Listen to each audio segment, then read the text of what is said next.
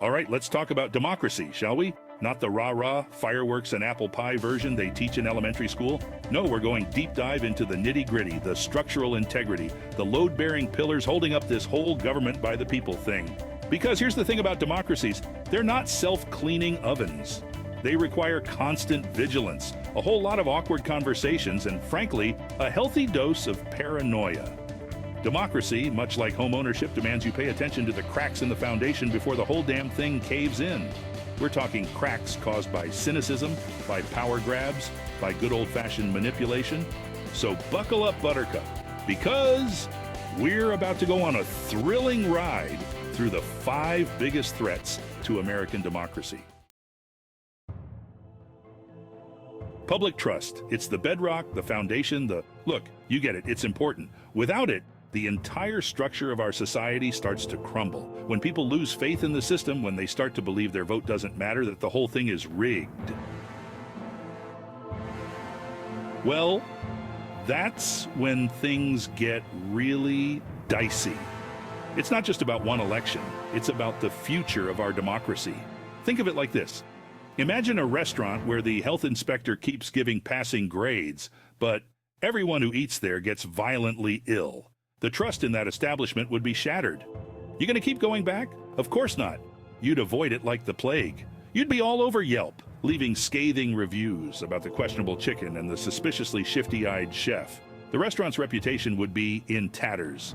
Democracy is kind of like that, except instead of food poisoning, we're talking about the steady erosion of our rights and freedoms. It's a slow, insidious process that can have devastating consequences.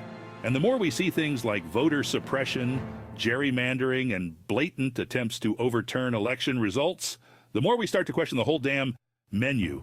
We begin to wonder if the system is even worth participating in, because here's the thing. Cynicism is a virus. It infects our minds and spreads through our communities. It spreads, it festers, and it makes us apathetic. We start to believe that nothing we do can make a difference. And apathy, my friends, is a death sentence for democracy. When we stop caring, we stop participating, and that's when the real damage begins. When we stop believing our voices matter, when we check out and disengage, we hand the keys to the kingdom over to those who are more than happy to exploit the system for their own gain. They thrive on our disengagement. Now, I'm not saying we should all become conspiracy theorists, hoarding canned goods and building bunkers in our backyards. That's not the answer. But we do need to be vigilant. We need to stay informed and engaged. We need to call out bullshit when we see it, hold our elected officials accountable, and maybe, just maybe, start believing that a better world is possible. It's up to us to rebuild that trust and ensure our democracy thrives. Power, the ultimate aphrodisiac, as someone famous once probably said. But just like a double-shot espresso at 3 a.m., too much power can lead to some seriously unpleasant side effects. Jitters, paranoia, a complete inability to understand why everyone else is moving so slowly,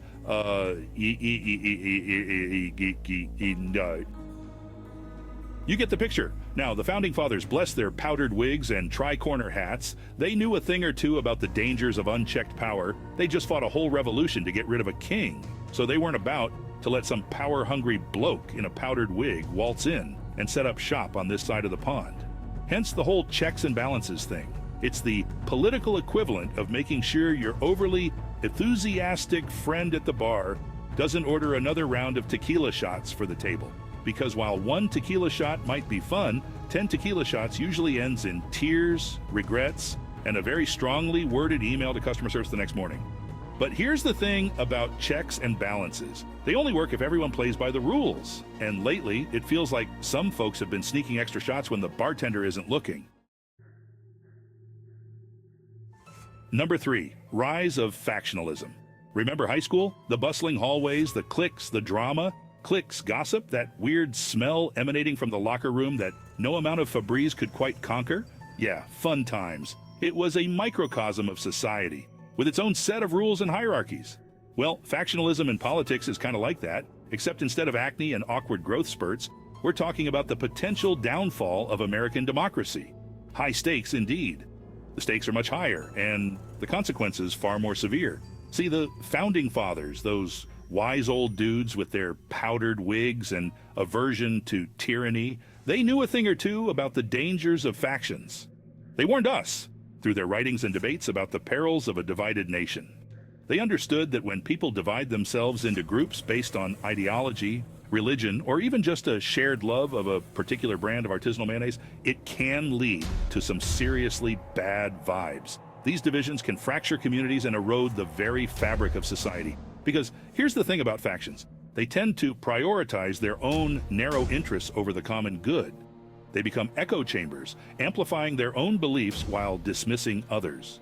They demonize their opponents, spread misinformation like it's going out of style, and generally make it impossible to have a rational conversation about anything.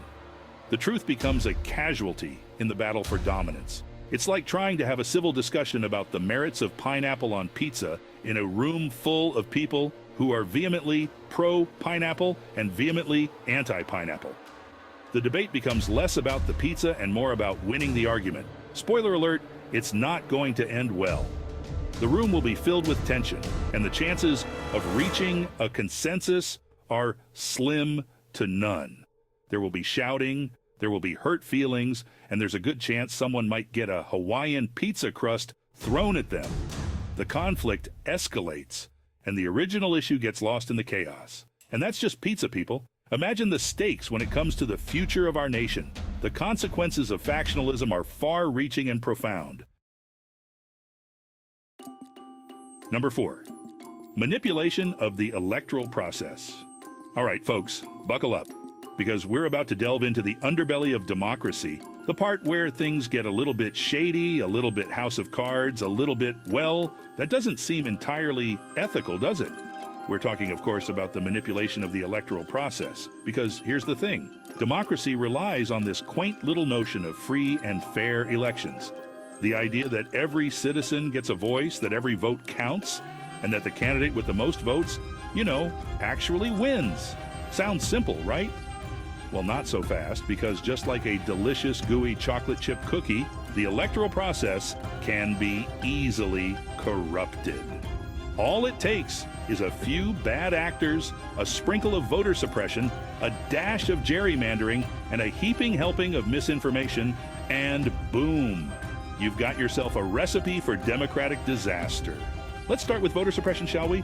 It's like trying to win a game of Monopoly when your opponent keeps hiding your little metal dog and insisting that, no, you're mistaken, you never had the Park Place property in the first place. It's unfair, it's un-American, and it undermines the very foundation of our democracy. And finally, number 5, undermining the peaceful transition of power. Now, imagine this, the Super Bowl. But instead of shaking hands and exchanging a few begrudgingly respectful words after the game, the losing team sets fire to the stadium and refuses to acknowledge the results. Chaos ensues, obviously. People are trampled in the rush for the exits. The smell of burnt popcorn and shattered dreams fills the air, and Tom Brady probably still finds a way to win, because that's just how the universe works. Well, the peaceful transition of power is kind of like that. Except instead of a football game, we're talking about the very foundation of our democracy. It's the understanding that when one leader or party loses an election, they accept the results and step aside gracefully, allowing for a smooth and orderly transfer of power. It's a concept so fundamental, so deeply ingrained in the fabric of American democracy, that it seems ludicrous to even have to discuss it. It's a cornerstone that ensures stability and continuity. And yet, here we are. Because in recent years, we've seen this sacred principle challenged, undermined, and outright trampled upon.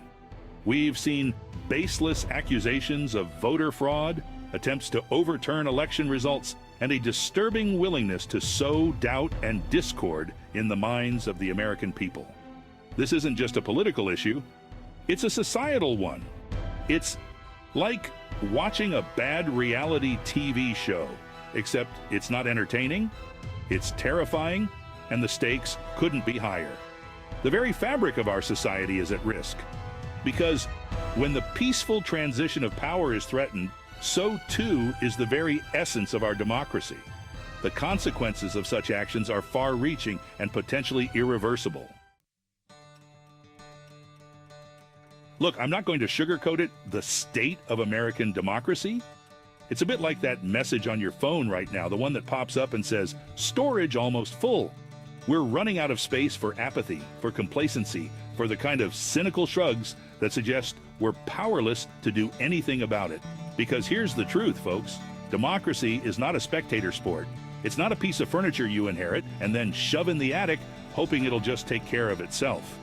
It requires active participation, a willingness to get your hands dirty, to speak truth to power, and to hold those in charge accountable. So, what can you do?